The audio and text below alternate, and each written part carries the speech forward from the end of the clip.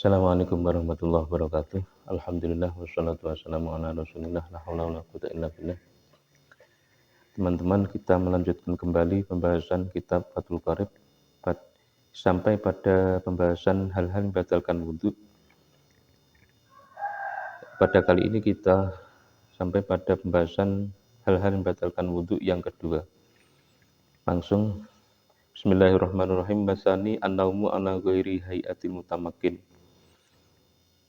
Hal-hal yang membatalkan wudhu yang kedua adalah tidur selain pada posisi tidak menetapkan pantatnya. Dalam sebagian naskah ada tambahan lafaz tidak menetapkan minal ziyadatun wa fi ba'din sahil matni ziyadatun al-ardi bimak'adihi.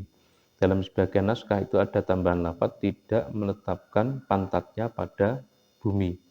Lawal ardu laisat biqayyidin. Bumi atau tanah itu bukan merupakan qayyid atau ketentuan atau syarat. Yang penting tidak menetapkan pantatnya pada tempat duduknya meskipun bukan bumi.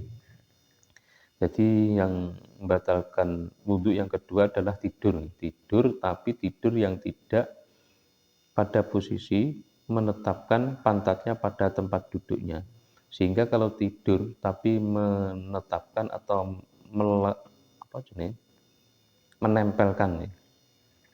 menetapkan atau menempelkan pantatnya pada tempat duduknya, maka tidur seperti ini tidak membatalkan wudhu. Untuk tidur yang posisi lain, selain posisi itu, selain posisi duduk dan menempelkan pantatnya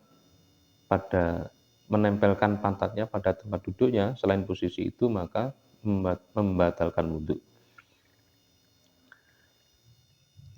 Sehingga begini, jadi misalnya orang tidur itu duduk tapi tidak menempelkan pantatnya pada tempat duduknya, misalnya duduknya agak condong ke belakang, misalnya gini.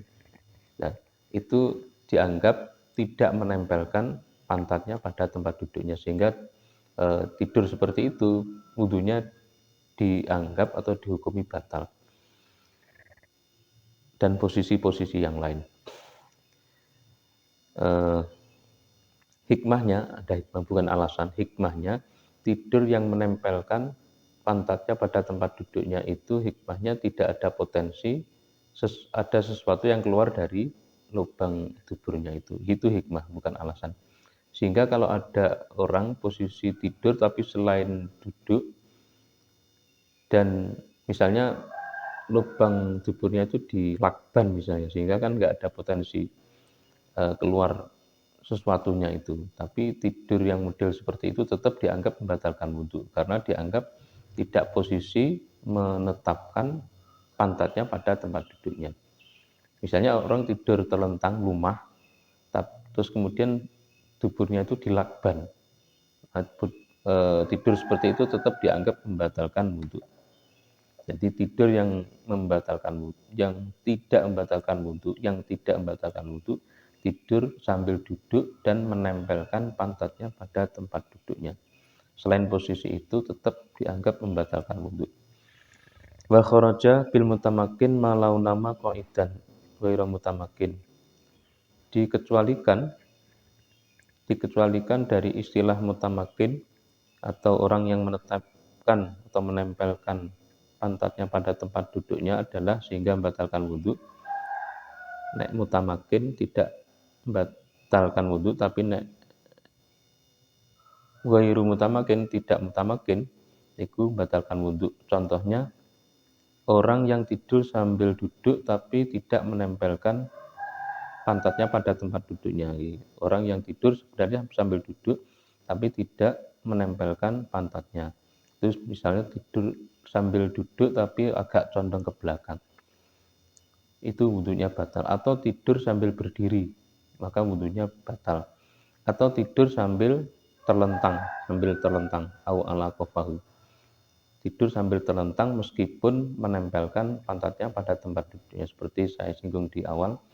Meskipun tidak ada potensi keluar sesuatu dari lubang tuburnya itu, tapi kalau tidurnya tidak duduk, maka tetap batal. Nah, kemudian orang itu kemudian misalnya ragu-ragu apakah tadi saya sudah tidur atau belum, misalnya dia tidur sambil sambil melumah terlentang, dia ragu-ragu tadi saya sudah tidur atau belum, maka ada tanda-tandanya. Kalau dia sudah mimpi, maka itu sudah dianggap tidur. Terus kemudian misalnya di sampingnya itu ada orang yang omong-omongan. Kalau dia masih paham omong-omongannya itu, pembicaraannya itu dia masih paham, maka itu dianggap belum tidur, dianggap ngantuk. Sehingga kalau ngantuk kan tidak batal wudhunya. Mungkin itu yang bisa kami sampaikan, mudah-mudahan ada manfaatnya. Wallahu alam. Assalamualaikum warahmatullahi wabarakatuh.